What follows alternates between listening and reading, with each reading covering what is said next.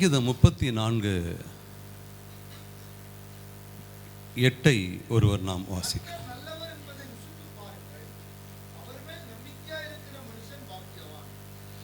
மிக அருமையான ஒரு சங்கீதம், அழகான ஒரு சங்கீதம். தாவீதுக்கு ஒரு பிரச்சனை. அந்த நேரத்தில் அவருக்கு வந்த சங்கீதம் நடந்து முடிந்த பிறகு அதை அவர் எழுதுகிறார். தேவனை ருசிக்க சொல்லுகிறார். ஒரு வாழையின் ருசியை நாவு சொல்லும். ஏன் நாவு சொல்லும்? ஏற்கனவே அந்த நாவுக்கு வாழையின் ருசி தெரியும். ஒரு உணவின் ருசி நாவு சொல்லும். நாவுக்கு எப்படி தெரியும்?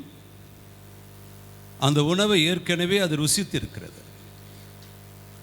அதே போல கர்த்தரை நாம் ருசிக்கும் பொழுது அவர் நல்லவர் என்று தெரியும். ருசித்தால் தான் நல்லவர் என்று தெரியும். ஒரு வாழையின் ருசியை நாவு சொல்லும்.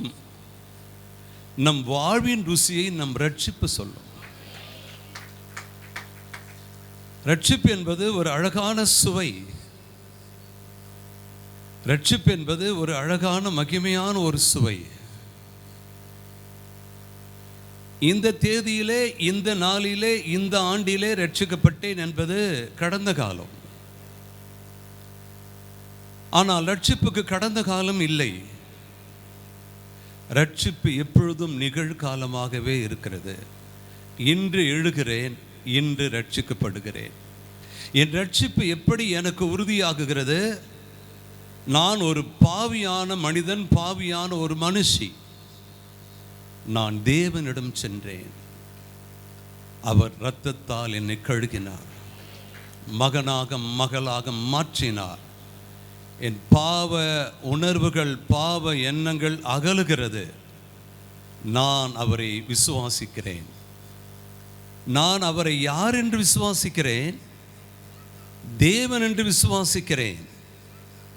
மனிதனாக வந்த தேவன் என்று விசுவாசிக்கிறேன். என்னுடைய முற்பிதா, அதற்கெல்லாம் முற்பிதா ஆதாம் அவர்கள் செய்த தவறுக்கு என்னை மீட்பதற்கு ஒரே வழி பலிதான். என்னை மீட்பதற்கு யாரும் வரவில்லை. ஆனால் என்னை மீட்கத்தான் வேணும். ஏனென்றால் நான் பாவியாக இருக்கிறேன். நான் தேவனோடு பரிசுத்தமாக வாழ வேண்டும் என்று சொன்னால் பாவி என்கிற அந்தஸ்து எனக்கு பிரச்சனை. நான் தேவனோடு சிறப்பாக வாழ வேண்டும் என்று சொன்னால் பரிசுத்தம் என்கிற அந்தஸ்து தான் எனக்கு வேண்டும்.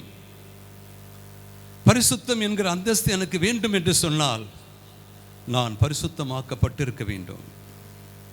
என்னை யாராயிலும் ஒருவர் பரிசுத்தமாக்குகிறார்கள் என்று சொன்னால் அவர் பரிசுத்தராக இருக்க வேண்டும். ஆகவே அவர் சொன்னார், நான் பரிசுத்தர், ஆகையால் நீங்களும் பரிசுத்தராயிருங்கள். எப்படி நான் பரிசுத்தமான? அவர் இரத்தத்தினாலே. அதை அறிக்கை செய்கிறேன். காலையில் எழுந்து, இன்று உம் இரத்தம் என்னை சுத்திகரிக்கிறது.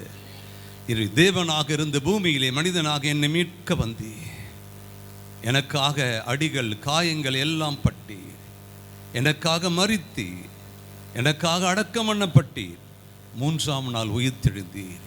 என் ரட்சிப்பை முழுமைப்படுத்துவதற்கு நீர் வருவதற்காக நான் காத்து கொண்டிருக்கிறேன். நீர் வந்தால் உம்மோடு வருவேன், அல்லது நான் வந்தால் உம்மிடத்தில் வருவேன். அதுதான் ரட்சிப்பினுடைய சுவையாக, ரட்சிப்பினுடைய அழகாக இருக்கிறது. ரட்சிப்பு எப்படி நமக்கு சுவையா மாறுது? இதையெல்லாம் சொல்லும் பொழுது என் ரட்சிப்பு மீண்டும் நான் பதிவு பண்றேன். என்றோ ஒரு நாள் நடக்கிறது அல்ல, நடந்தது அல்ல, ஒவ்வொரு நாளும் நடந்து கொண்டிருக்கிறது. என் மூச்சு இருக்கும் வரை ஒவ்வொரு நாளும் ரட்சிப்பை நான் அறிக்கை செய்து கொண்டே இருக்க வேண்டும். ரட்சிப்பு இல்லாமல் இயேசு கிறிஸ்துவை சுமைக்க முடியாது. இயேசுவை தொடுவதற்கும், இயேசுவோடு பேசுவதற்கும், அவரோடு நம்முடைய உறவுகளை ஏற்படுத்தி கொள்வதற்கும் ஆதாரமாக ரட்சிப்பு தான் இருக்கு. அதுதான் சாவியா இருக்கு. அந்த ரட்சிப்பு எனக்கு எப்படி கிடைக்கிறது என்று நான் பார்க்கும் பொழுது இலவசமாக கிடைக்கிறது. ஏன்? அது விலையேற பெற்றது. ரட்சிப்பு எனக்கு இலவசம், ஆனால் அதற்கு விலை இயேசுவின் ரத்தம். இயேசுவின் ரத்தம் விலையேற பெற்றது. ரட்சிப்பு எனக்கு இலவசமாக கிடைச்சிருச்சு, சுலபமாய் கிடைத்து விட்டது. ஆனால் அதற்கான கிரயம், அதற்கான தேவன் செய்த காரியம் விலையேற பெற்ற உயிர் பலியானது. அதை நான் அறிக்கை செய்கிறேன். இந்த உலகத்திலே மிக பெரியது, ஒருவேளை உங்களுடைய பார்வைக்கு, நம்முடைய எண்ணங்களுக்கு, நம்முடைய யோசனைக்கு ரொம்ப பெருசு எங்கே இருக்குதுன்னு நம்ம யோசிக்கலாம். பல நாடுகளை பெரிய அதிசயமான நாடா பார்க்கலாம், உலக அதிசயங்களை ரொம்ப பெருசா பார்க்கலாம். ஆனால் என்னை பொறுத்தவரை நான் சொல்லுகிறேன், இந்த மாலையில பெரிய அதிசயம் நம்ம கிட்ட தான் இருக்குது. அதன் பெயர் தான் ரட்சிப்பு. அதை கொடுத்தது மனிதன் அல்ல, பெரிய தேவன், பெரிய கர்த்தர், பெரிய ராஜாதி ராஜா அந்த ரட்சிப்பை நமக்கு கொடுத்திருக்கிறார். அதுதான் மிகப்பெரிய அதிசயம். இந்த உலகத்தில் மிக ரட்சிப்பு இருந்தால்தான் நான் தேவனோடு பேச முடியும், உறவாட முடியும்.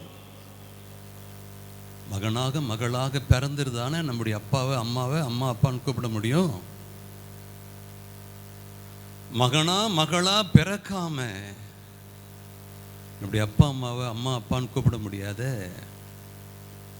அக்கம் பக்கம் உள்ளவர்களை வேண்டுமானால் சில நேரத்துக்கு கூப்பிட்டு கொள்ளலாம், ஒரு அன்புக்காக, நேசத்திற்காக. இந்த பூமியிலே நான் வருவதற்கு காரணமாக இருக்கிற நிரந்தரமான ஒரு அப்பா அம்மா உண்டு என்பது போல, இந்த பூமியிலே நான் பெற்ற ரட்சிப்புக்கு காரணம் நிரந்தரமான ஒரு அப்பா, அவர்தான் என்னுடைய இயேசப்பா. 3ஆம் சங்கீதம் 8ஆம் வசனம் அழகான ஒரு வார்த்தையை சொல்லுகிறது. ரட்சிப்பு கர்த்தருடையது. இந்த ரட்சிப்பை, இந்த சால்வேஷனை ஆண்டவரை தவிர வேறு யாராலும் கொடுக்க முடியாது. நான் ஆரம்பத்திலே உங்களுக்கு சொன்னது போல, ஒன்றை நான் வாங்க வேண்டும் என்றால் ஒன்றை கொடுக்க வேண்டும். கடையில் சென்று எனக்கான உணவுகளை வாங்க வேண்டும் என்றால் அதற்கான பணங்களை கொடுக்க வேண்டும். உடைமைகளை வாங்க வேண்டும் என்று சொன்னால் அதற்கான பணங்களை கொடுக்க வேண்டும். ஆபரணங்களை வாங்க வேண்டும் என்று சொன்னால் அதற்கான பணங்களை கொடுக்க வேண்டும். ஆனால் இந்த விலையேற பெற்ற ரட்சிப்பை எதை கொடுத்து வாங்க முடியும்? நம்மிடத்தில் இருப்பதை எதை கொடுத்தாலும் அதற்கு அது ஈடாகாது. இயேசுவினுடைய மரணத்தை தவிர, அவருடைய வல்லமையை தவிர, அவர் விலையேற பெற்ற இரத்தத்தை தவிர. ஆகவேதான் ரொம்ப தைரியமாக நாம் இருப்பதற்கு காரணம் என்ன? பணம் இருப்பதினாலே இல்லை, சொந்தங்கள் பலசாலிகள் நம்மோடு இருப்பதினாலே இல்லை, நம்ம இடத்துல பெரிய ஐஸ்வர்யம் எல்லாம் இருப்பதினாலே அல்ல. என்னை ஒன்று நடத்துகிறது, என்னை ஒன்று பாதுகாக்கிறது, அது என்னையே சூழ்ந்திருக்கிறது, அது எனக்கானது. அது இந்த உலகம் கொடுத்தது அல்ல, அது மனிதர்கள் கொடுத்ததல்ல, அது என் கர்த்தர் கொடுத்தது. அதன் பெயர்தான் ரட்சிப்பு. அதன் பெயர்தான் ரட்சிப்பு. 18ஆம் சங்கீதம் 35ஆம் வசனம் ஒரு அழகான வார்த்தையை சொல்லுகிறது. உம்முடைய ரட்சிப்பின் கேடகத்தையும் தந்தீர். உம்முடைய காருண்யம், அந்த மேல் வார்த்தை பாருங்க, உம்முடைய ரட்சிப்பின் கேடகத்தையும். எனக்கு ரட்சிப்பு எனக்கு பாதுகாப்பு, ரட்சிப்பு எனக்கு அரண், ரட்சிப்பு எனக்கு கோட்டை, என் ரட்சிப்பு தான் எனக்கு பலன். உங்களிடத்திலே பணம் இருக்கலாம், எதுவும் இருக்கலாம், அது நம்ம ரட்சிக்காத. இயேசுவின் ரத்தம், அவர் வார்த்தை, அவர் எனக்காக அந்த பூமியிலே மனிதனாக வந்தார் பாருங்க, அதுதான் என்னை இதுவரைக்கும் பாதுகாக்கும். அதுதான் இதுவரை உன்னை பாதுகாத்து கொண்டு வருகிறது. சில வேளை நாம் நினைக்கிறோம் என் பலன், என் சமர்த்தியம், என் அறிவு, என் புத்தி, என் பணம், என் சொந்தம், அவையெல்லாம் ஒரு நாள் மாறாது.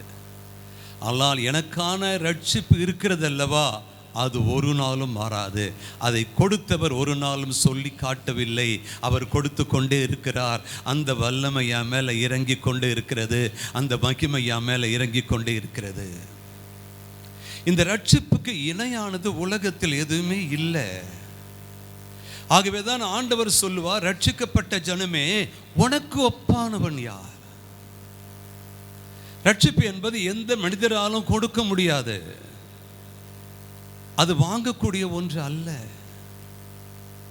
அது எங்கும் கிடைக்கக்கூடிய ஒன்று அல்ல. அதற்கு ஒரே அதிபதி தான் இருக்கிறார். அதற்கு ஒரே எஜமான் தான் இருக்கிறார். அதற்கு ஒரே ஆண்டவர் தான் இருக்கிறார். அவர் பெயர் தான் இயேசு கிறிஸ்து. அவர்தான் எனக்கு இந்த பூமியிலே நான் வாழ்வதற்கான மேன்மையான ரட்சிப்பை கொடுத்தார். இந்த ரட்சிப்பு என்னோடு இருப்பதினாலே தான் நான் தைரியமாக அவர்கிட்ட பேசுகிறேன். இந்த ரட்சிப்பு என்னோடு இருப்பதினால தான் சவால் வந்தாலும் நீ தைரியமாக இருக்கிற. இந்த ரட்சிப்பு உன்னோடு இருப்பதினால தான் என்னதான் கீழான சூழ்நிலை வந்தாலும், எதோ உன்னை தள்ளுகிறது, ஏதோ உன்னை தாங்குகிறது, ஏதோ உன்னை பாதுகாக்கிறது, அது உலக பலன் அல்ல, உன்னதர் கொடுத்த ரட்சிப்பின் பலன் உன்னை இதுவரை பாதுகாத்து கொண்டு வருகிறது. அந்த ரட்சிப்பின் வல்லமை என் மீது இருப்பதினாலே சத்துரு தொடுவதற்கு தேவன் இடம் கொடுப்பதில்லை.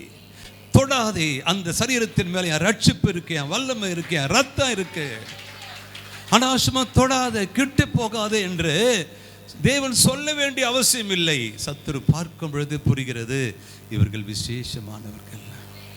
ஆகவே தான் இருளுக்கும் பயப்படுவதில்லை, மழைக்கும் பயப்படுவதில்லை, வெயிலுக்கும் பயப்படுவதில்லை, புயலுக்கும் பயப்படுவதில்லை, நோய்க்கும் பயப்படுவதில்லை, பேய்க்கும் பயப்படுவதில்லை. ஏன்? என் இரட்சகர், அவர் ரட்சிப்பின் வல்லமை என்னோடு இருப்பதினாலே, அது என்னோட வாசம் செய்வதினாலே. நிறைய பேர் நினைக்கிறாங்க பணம் இருந்தால் நம்மை ரட்சிக்கும் என்று சொல்லி. பணம் ஒரு தற்காலிகமான சொல்யூஷன், அவ்வளவுதான். பெரிய பெரிய மருத்துவமனைகளிலே நிறைய ஏடிஎம் மிஷின் இருக்கு. ஸ்வைப் பண்ணி டாக்டர் கட்டுறாங்க, மருந்து வாங்குறாங்க, பணம் கட்டுறாங்க. கேட்டில் போய் கேட்குறாங்க, அப்பா எப்படி இருக்காரு? ட்ரை பண்ணுறோம். அம்மா எப்படி இருக்காங்க? ட்ரை பண்ணுறோம். காலையில் ஸ்கேன் எடுத்தீங்களே, கொஞ்சம் ப்ராப்ளம் இருக்குது. ஸ்கேன் எடுக்கிறதுக்கு பணம் உதவும், டாக்டர் ஃபீஸ் கொடுக்க பணம் உதவும், ஹாஸ்பிட்டலில் சேர்க்க பணம் உதவும், கூட வேலை ஆட்களை எல்லாம் வைத்து பார்ப்பதற்கு பணம் உதவும், செலவு செய்வதற்கு பணம் உதவும். ஆனால் ஜீவனை காக்க பணம் உதவாது. ஜீவனை காப்பதற்கு ரட்சிப்பின் அதிபதி சர்வ வல்லவர் ஆண்டவராக இயேசு கிறிஸ்து.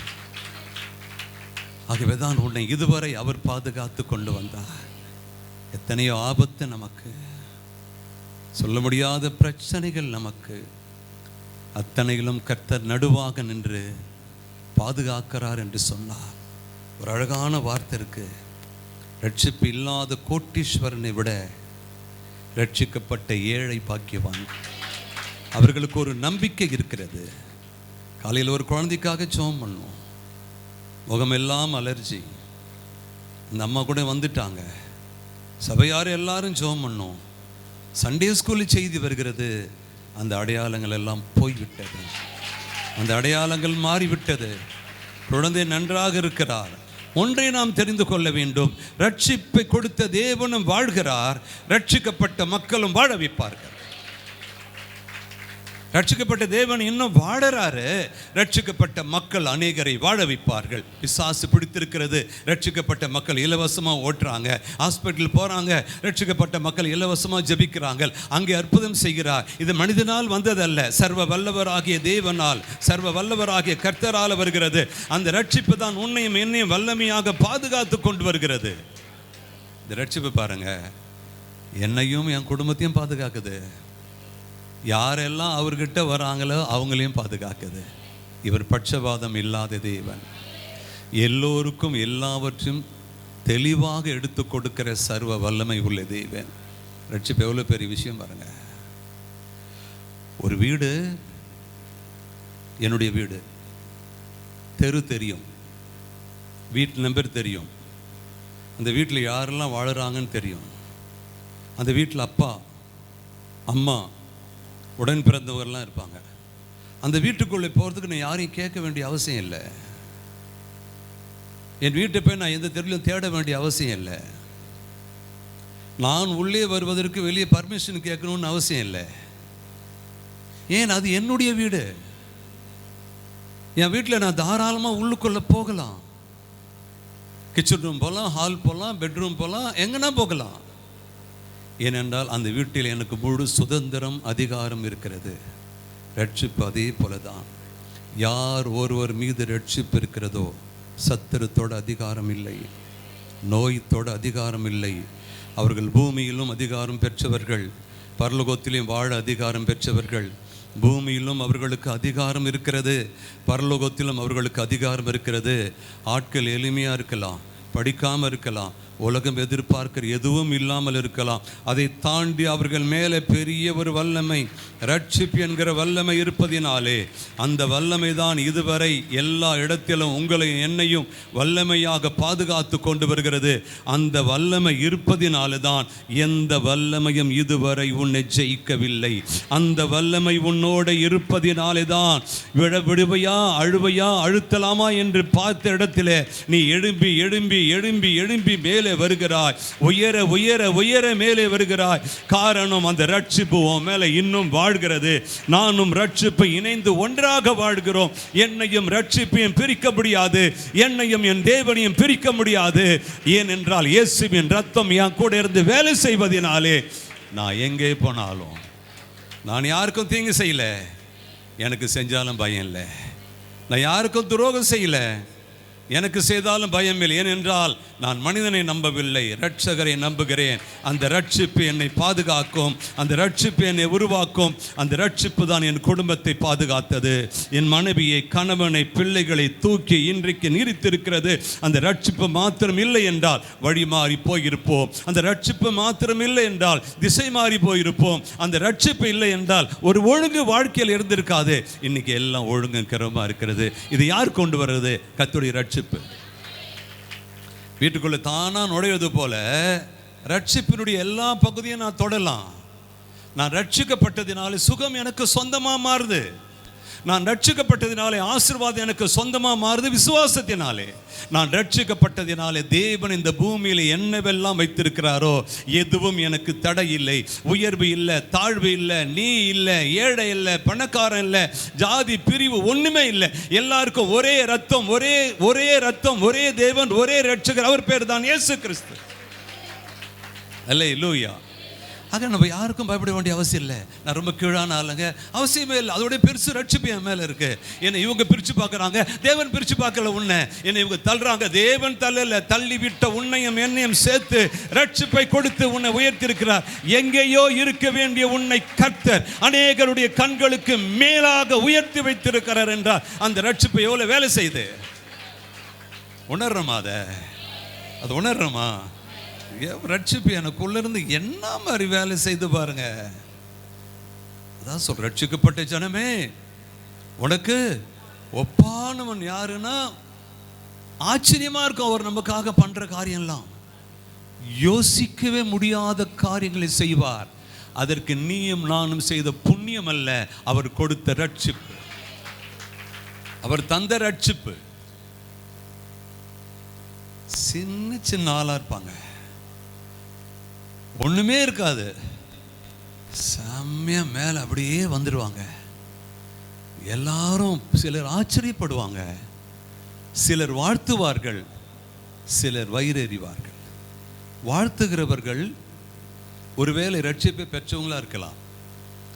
ஆச்சரியப்படுறவங்க ரட்சிப்பை பெறாதவங்களா இருக்கலாம். வயிறெறிகிறவங்க பொறாமையான ஆளா இருக்கலாம். எது நடந்தாலும் உனக்கான ஒரு ஸ்பெஷல் ஆண்டவர் வச்சிருக்காரு. அப்படியே போய்கிட்டே இருக்கணும். ரட்சிப்பு எங்கே ஆரம்பிக்குது? பூமியில. எங்க முடியுது? பரலோகத்தில். அப்போ வானம் தான் உனக்கு எல்லை. பூமி ஆரம்பிக்குது, வானம் எல்லை. ஆரம்பம் இங்கே, முடிவு அங்கே. இதுதான் வழி, அதான் சத்தியம். வானம் அவருக்கு சிங்காசனம், பூமி அவருக்கு பாதப்படி. நீ என்னவெல்லாம் செய்கிறாயோ அதையெல்லாம் ரட்சிப்போன்னு எவ்வளோ அழகாக பார்த்து கொண்டு வருது பாருங்க. அதுதான் இங்கே பெருமை வரக்கூடாது. என் பெருமை, என் திறமை, என் சாமர்த்தியம் மற்றவங்க பண்ணிட்டு போட்டோம். ரட்சிக்கப்பட்ட ஜனம் எல்லாம் உங்கள் கிருபை. பாடணும்ல, இவ்வளோ அழகான பாடல். எல்லாம் உங்கள் கிருபை ஆண்டவரே. அதை தவிர்த்து எனக்கு பெருசா ஒன்றும் இல்லை. ரட்சிப்பு அவருடையது. அதை எல்லாருக்கும் கொடுக்கல. அவரு யாருக்கு கொடுக்கணும்னு விரும்புகிறாரோ அவருக்கு தரார். பட்சபாதம் இருக்கா? இல்லை. இப்போ இந்த சபைக்குள்ள யார் வந்தாலும் இந்த சபை ஏற்றுக்கொள்ளுமா கொள்ளாதா? சொல்லுங்க. யார் வந்தால் ஏற்றுக்கோ. யார் வந்தாலும் இந்த தெருவில் எவ்வளோ ஜனம் இருக்காங்க. ரட்சிப்பு பொதுவாக இருக்கு. யார் வேண்டாலும் எடுத்துக்கலாம். நீ நானும் ரோட்டில் வந்துட்டே இருந்தோம், ரட்சிப்பு எடுத்து மடியில் வச்சுக்கிட்டோம், இது உள்ளே வந்துட்டோம். இன்னும் ரட்சிப்பு இருக்குது. நிறைய பேர் வேடிக்கை பார்த்துக்கிட்டு போகிறாங்க, இப்படி பார்த்துக்கிட்டு போகிறாங்க. ஆகவே தான் சொல்கிறேன், ரட்சிப்பு கர்த்தருடையது. அதை யாருக்கு அவர் தர விரும்புகிறாரோ அவர்களுக்கு கொடுக்கிறார். இல்லை ஆச்சரியம் என்னன்னா, ஓ மேலேயும் அவர் மேலே நமக்கு அதிக விருப்பம், அதான் கொடுத்துட்டார். ஓ மேலேயும் என் மேலே அவருக்கு அதிக பாசம், அதான் கொடுத்துட்டார். ரட்சிப்பையே கொடுத்தவர் உயர்வை கொடுக்க மாட்டாரா? மேன்மை கொடுக்க மாட்டாரா? திருமணம் நடத்தி வைக்க மாட்டாரா? தடையை உடைக்க மாட்டாரா? உன் மேலகிற அந்த சாபத்தை, பாவத்தை மாற்ற மாட்டாரா? உனக்காக நன்மை செய்ய மாட்டாரா? உன் கேஸில் ஜெயம் கொடுக்க மாட்டாரா? கர்த்தர் பெரியவராக இருக்கிறார். நீ எழும்பணும், நீ எழும்பணும். ஏனென்றால் உன் மேல ரட்சிப்பு இருக்கு. இந்த ரட்சிப்பை பார்த்தா எல்லாத்துக்கும் ஒரு பயம். உன் மேல ரட்சிப்பு இருக்கு, தேவன் கொடுத்தது. சொல்லு, நான் சாதாரண ஆள் இல்லை. என் பலத்திலே, என் அறிவிலே, என் ஞானத்திலே இல்லை, அவர் கிருபையிலே, அவர் தயவில்லை. நடப்பதெல்லாம் அவர் கிருபையிலே, அவர் தயவில்லை நடக்குது. பாருங்க, ரட்சிப்பு ஒரு சமாதானத்தை தருது. ரட்சிக்கப்பட்ட ஜனங்க அதான் படபடக்கிறதே இல்லை, பயப்படுறதும் இல்லை. ரட்சிக்கப்பட்ட ஜனங்க சிலர்லாம் சொல்லுவாங்க பாருங்க, எல்லாம் கர்த்தர் பார்த்து கொள்வார். ரொம்ப நல்ல வார்த்தை அது, ரொம்ப மகிமையான வார்த்தை. என்னன்னா, என்னால் முடிந்ததை நான் செய்கிறேன், சிலது என்னால் முடியாது, அவர்கிட்ட கொடுக்குறேன். எதை நபித்தமாக தரேன்? நான் ரட்சிக்கப்பட்டிருக்கேன், உங்கள் வல்லமை என் மேலே இருக்கு, என் மேலே ரத்தத்தை வச்சுருக்கீங்க, முடியலப்பா, தாங்க முடியல, கஷ்டம், போராட்டம், மனுஷங்க சூழ்ச்சி, எதிர்ப்பு, நிந்தனைகள், தடைகள், முடியல, நீங்கள் பார்த்துக்கொள்ளுங்க. இப்போ தான் வேலை செய்ய ஆரம்பிக்குது. இப்போ தான் உண்மையான ரட்சிப்பின் வல்லமை வருது. கர்த்தர் பார்ப்பார், சரியான வழியில் வருகிறாய், அந்த வழியில் நான் வரேன். நானே வரலான்னு இருந்தேன், நீயே வந்துட்ட. நானே உனக்கு எல்லாம் செய்யலான்னு இருந்தேன், நீயே செஞ்சுட்ட. ரட்சிப்பு ஒன்றை சந்திக்கிறப்போ அதன் முடிவு மகிமை. நானும் என் தேவனும் சந்திக்கிறப்போ, அவர் வல்லமையை நானும் சந்திக்கிறப்போ அதன் முடிவு சாதாரண முடிவு இல்லை. ஒரு மூலையில் இருந்தாங்க, ஒரு மூலையில் இருக்காங்க. உலகம் புறக்கணிடுச்சு, அரசாங்கம் ஓட்டுக்காக வச்சுக்கிச்சு. ஆனால் ரட்சிப்பு வேலை செய்து பாருங்க.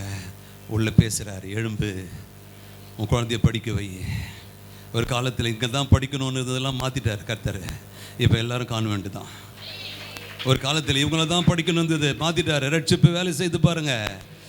ஒரு அரசாங்கம் தனித்தனி நபருக்காக வந்து எந்த ஒரு உதவியும் செய்ய முடியாது. ஆனால் பரலோகம் தனித்தனி நபருக்காக வந்து கிருபையை, உதவியை செய்து அவரை நம்புகிற எல்லாருக்கும் தருது. ரட்சிப்பு சமாதானத்தை தருது. சங்கீதம் 4:8 என்ன சொல்லுது பாருங்க, அழகான ஒரு வார்த்தை.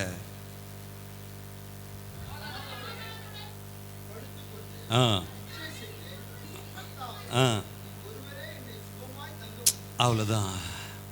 சில வேளை நானூறு பிள்ளைங்க பாருங்க, தூக்கு போட்டுக்கிறதுக்கு யோசிக்கிறது இல்லை, செத்து இல்லாமான்னு யோசிக்கிறது இல்லை, ட்ரெயினில் போடலாமான்னு யோசிக்கிறது இல்லை. என்னம்மா யோசிக்கிறாங்க? நான் ஏன் சாகணும், நான் ஏன் சாகணும், அது சாப்பிட்டோம். டக்குன்னு ஒரு ஞாபகம், எனக்குள்ளதான் ஆண்டவர் இருக்கார்ல, அடட, அவர் மரித்து உயிர்த்து எடுத்தவராச்சே, நான் ஏம்மா வீணா சாகணும், நான் ஜெயிச்சுட்டு தான் போகுவேன். சிலர் அவங்களும் சாவடிக்க மாட்டாங்க, ஒரு 5 பேர் சாவடிச்சிருவாங்க. எதனா ஒன்று பண்ணி இந்த ரட்சிப்பு எந்த பக்கம் திரும்பினாலும் அணை கட்டுதுங்க. தவறாக போகிறப்ப உள்ளத்தில் பேசுவார், தள்ளு லெஃப்டில் வா, கேமராவுக்கு சென்டரில் வா, தள்ளு இப்படி வா. திரும்புகிறப்ப சொல்லுவார், இந்த பக்கம் திரும்ப, அந்த பக்கம் பார்க்காத, அந்த பக்கம் சரியில்லை, எல்லாம் ஜெகன்மோகனிக்குது, இந்த பக்கம் திரும்ப. இந்த பக்கம் பார்த்தா சொல்லுவார், அந்த பக்கம் போகாது, ரொம்ப தூரம் போகிற, உஷாராயிரு. யார் நடத்துறது? தேவன். நான் சொல்லட்டுமா, இதுவரை உனக்கு தெரியாமலே அவர் தான் நடத்திட்டு வந்தார். இன்னைக்கு சொல்லுகிறேன், இதுவரை உன் ஆபத்திலே, துன்பத்திலே, வேதனையிலே, நோயிலே, வறுமையிலே, கஷ்டத்திலே அவர் தான் நடத்தினார். இன்று தெரிந்து கொள்ளுங்கள், அறியப்படாத தேவனை உனக்கு அறிவிக்கிறேன் என்று பவுல் சொன்னது போல, இதுவரை உனக்கு தெரியாமல் நடந்த நன்மைக்கு உன் மேல இருக்கிற ரட்சிப்பே காரணம். எதிரிகள் வந்தாங்க, சூழ்ச்சி வந்தாங்க, நேரடியாக வந்தாங்க, அழிக்க வந்தாங்க, பின்னால் வந்தாங்க, என்னென்னோ பண்ணாங்க. எழும்பி நிற்கிறியம்மா, எழும்பி நிற்கிறியப்பா. இதை விட ரட்சிப்பு என்ன மகிமையான வேலையை செய்ய முடியும்? யார் செய்ய முடியும் சொல்லுங்க? எவ்வளோ பெரிய தேவனோடு நீ வாழ்கிறாய், எவ்வளோ பெரிய அதிகாரியோடு வாழ்வது பெரியது அல்ல, அவ்வளோ பெரிய கர்த்தரோடு வாழ்கிறேன், அவ்வளோ பெரிய இரட்சகரோடு வாழ்கிறேன். அல்லேலூயா, ஆமென். ரட்சிப்பு நம்மை வேறு பிரிக்கிறது. ரட்சிக்கப்பட்ட பிள்ளைங்களை வேறு பிரிக்கிறது. பழைய வாழ்க்கையை நினச்சி பார்க்குறாங்க, ரட்சிப்பின் வாழ்க்கையை பார்க்குறாங்க. முதல்ல கையில் வேதம் இல்லை, இப்போ வேதம் இருக்கு. வேதம் தான் அவர் வார்த்தை, அதை வாசிக்கிறோம். அவர் வெளிப்படுகிறார், அவர் பேசுகிறார், உள்ளத்தில் கிரியை செய்கிறார். 2 கொரிந்தியர் புஸ்தகம் 6ஆம் அதிகாரம் 14ஆம் வசனம் அழகான ஒரு வார்த்தை சொல்லுது. அந்நிய நுகத்திலே அவிசுவாசிகளுடன் பிணைக்கப்படாதிருங்கள். நீதிக்கும் அநீதிக்கும் சம்மதம் இல்லை. ஏது? அவ்வளோதான், நிறுத்திங்க. நம்ம பாருங்களேன், ரட்சிக்கப்பட்ட மக்கள் ரொம்ப தெளிவாக இருக்காங்க. இது பண்ணணும், இது பண்ணக்கூடாது. பைபிள் அழகாக சொல்லிடுச்சு. என்ன சொல்லுது? நீதிக்கும் அநீதிக்கும் சம்மதம் ஏது? வாங்கப்பா, ஒரு 4 பேர் சண்டை போட போகலாம், நான் அதில் வரமாட்டேன். ஏன்? அநீதி. வாங்கப்பா, அப்படியே கவர்மெண்ட் கொஞ்சம் சேவை செய்யலாம். என்ன சேவை? டாஸ்மாக் கடை பக்கம் போயிட்டு வரலாம். இல்லை. ஏன்? அநீதி. ரட்சிப்பு பாருங்க என்ன சொல்லி தருது. இந்த பைபிள் இல்லை, ரட்சிப்பு இல்லைன்னா எல்லா பக்கமும் போயிருப்போம், யார் சொன்னாலும் கேட்டிருப்போம், எங்கன்னா போயிருப்போம், இஷ்டத்துக்கு போகணும். ஒரு நாள் கர்த்தர் வந்து, அப்படிலாம் போகக்கூடாது பண்ணி, அப்படிலாம் போகக்கூடாதுமா, நான் சொல்கிறேன், இது வரைக்கும் நீ போன வழி சரியில்லை, இது வரைக்கும் நீ போன பாதை சரியில்லை, நான் உனக்கு சிறப்பான ஒரு பாதையை தரேன், ஒரு அழகான கைட்லைன் தரேன், ஒரு அழகான புத்தகம் தரேன், இதை நீ வாசி, இப்படி போ, நான் உன்னை சூப்பராக வச்சிருப்பேன். அப்படி தாம்மா மனம் மாதிரி உள்ளே உட்காந்துருக்கிறோம், அப்படி தாம்மா நல்லா உட்காந்துருக்கிறோம். கெட்டு போன வாழ்க்கை, பாழா போன வாழ்க்கை, போன வாழ்க்கையை கர்த்தர் தூக்கி நிமிர்த்தி, அநேகருக்கு உனக்கும் மற்றவங்களுக்கு வித்தியாசத்தை பாரு, ஆச்சரியமா இருக்கும். உனக்கு சின்ன சின்ன வித்தியாசத்தை பார்த்து சந்தோஷப்படலாம். நம்ம கோடி லட்சத்துக்கு ஆசைப்பட்டுங்கிறோம், ரட்சிப்புக்கு ஆசைப்படணும். இந்த ரட்சிப்பு தான் என்னை மூடி மறைத்தது, இந்த ரட்சிப்பு தான் என்னை பாதுகாத்தது, இந்த ரட்சிப்பு தான் என்னை சத்துருவின் கையில் கொடுக்கல, இந்த ரட்சிப்பு தான் என்னை கீழே விடவில்லை, இந்த ரட்சிப்பு என்னை அணைத்து கொண்டு இருக்கிறது. ரட்சிப்பு சொல்லி தருது அவர் வார்த்தை. இது பண்ணாத, முடிஞ்சிருச்சு. என்னப்பா நீங்கள்லாம் வரமாட்டியா? வரமாட்டேன்பா. ஏன் சொல்கிற? நான் சொல்ல, என் ரட்சிப்பு சொல்லுது. என் தேவன் எனக்கு கொடுத்த வேதம், என் கர்த்தருடைய இருபுறமும் கருக்குள்ள பட்டயம் சொல்லி தருது. இது அவருடைய வார்த்தை. இதெல்லாம் மாறும், அவர் வார்த்தை மாறாது. அவர் வார்த்தையை நான் நம்புகிறேன். அவர் வார்த்தையை நீ நம்பினால்தான் இது வரைக்கும் நீ வாழ்ந்து கொண்டிருக்கிறாய். அவர் வார்த்தை உனக்குள்ளே வந்ததினால தான் நீ எழுப்பி பிரகாசிக்கிற. அவர் வார்த்தை உனக்குள்ளே வந்ததினாலே தான் உனக்கு மகிமை, மரியாதை, அன்பு, நேசம், உறவுகள் எல்லாம் உன்னை தேடி வராங்க. உண்மைதானே? ஒரு காலத்தில் கைவிடப்பட்டோம், ரட்சிப்பு வந்தது, கர்த்தர் நம்மளை பிரகாசிக்க பண்ண ஆரம்பிச்சாரு. இழந்த மகிமையை மெல்ல மெல்ல மெல்ல கர்த்தர் கொடுத்தாரு. போனதெல்லாம் கொஞ்சம் கொஞ்சமாக வந்தது. ரட்சிப்பு எவ்வளோ ஸ்ட்ராங்கான வேலை செய்து பாருங்க. ஆகவே ரட்சிப்பு உள்ள மக்கள் பயப்படணும்னு அவசியம் எல்லாம் கிடையாது. நல்ல கவனிங்க, இந்த ரட்சிப்பு எப்படி நமக்கு கிடைக்குதுன்னா, எபேசியர் புஸ்தகம் 1ஆம் அதிகாரம் 4ஆம் வசனம் பாருங்க. தமக்கு முன்பாக, ஓகே,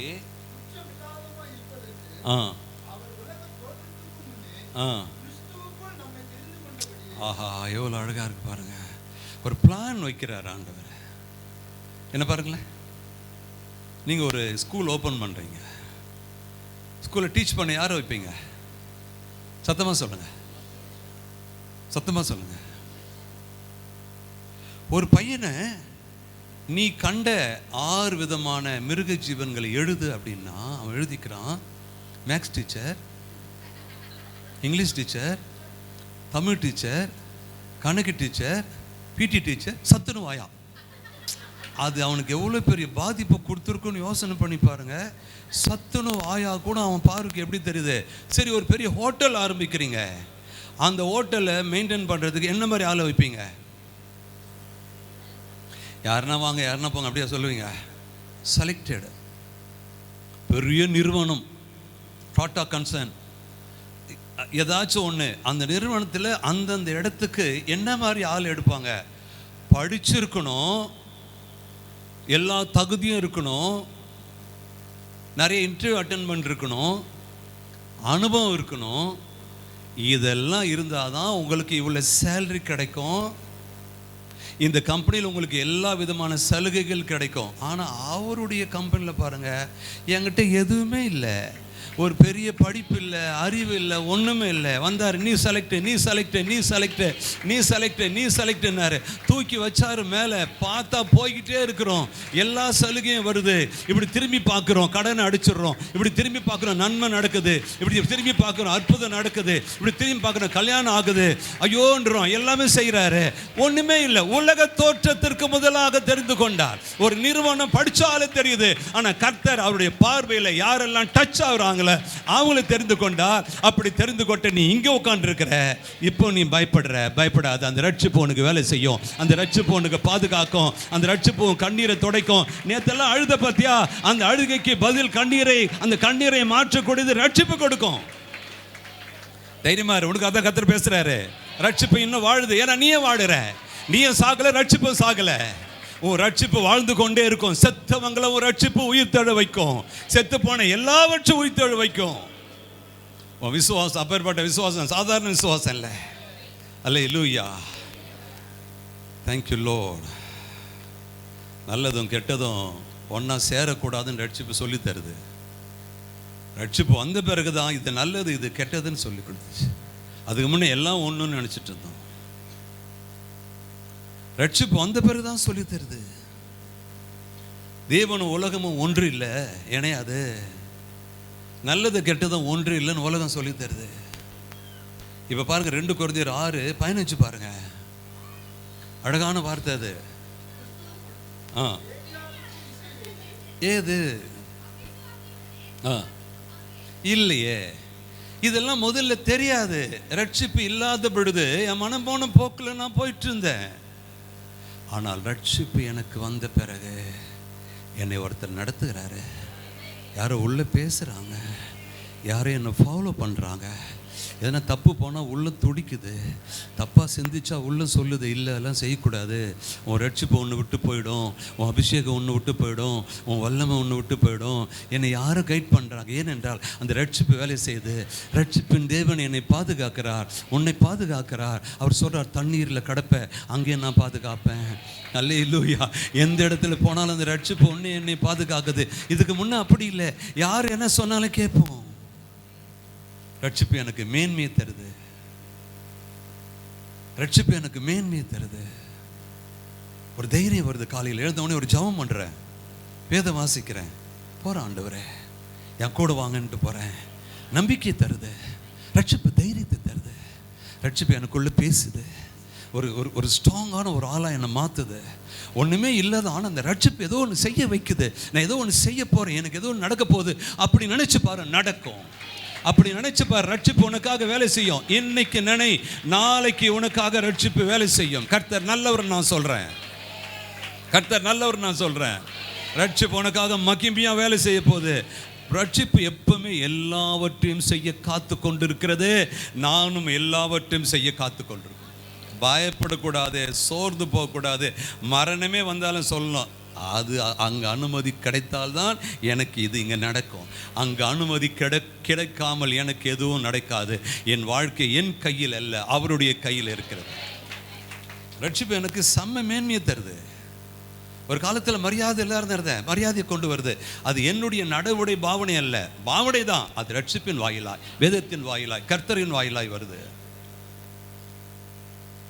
என் ரட்சிப்பில் 2 வாழ்க்கையை நான் உணர்றேன். பழைய வாழ்க்கையை உணர்றேன்.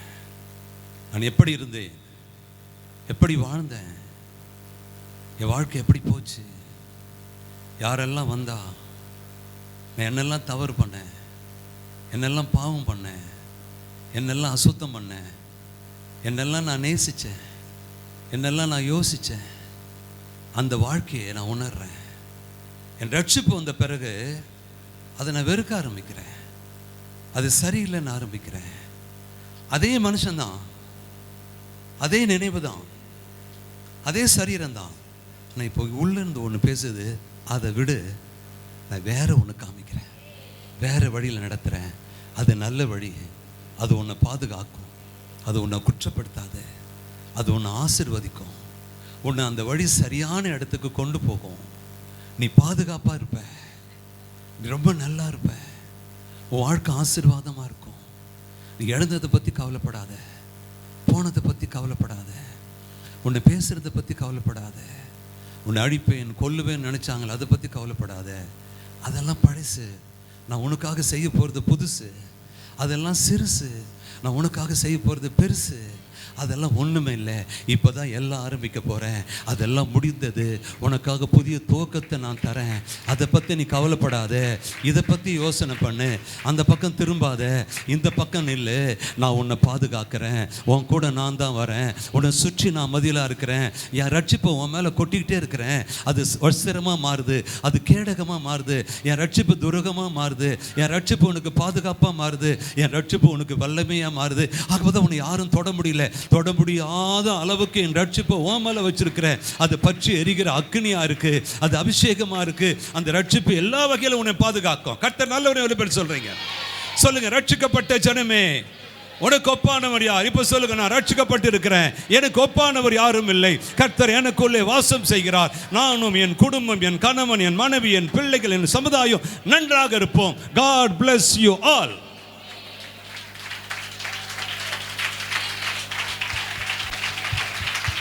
ஆமென்.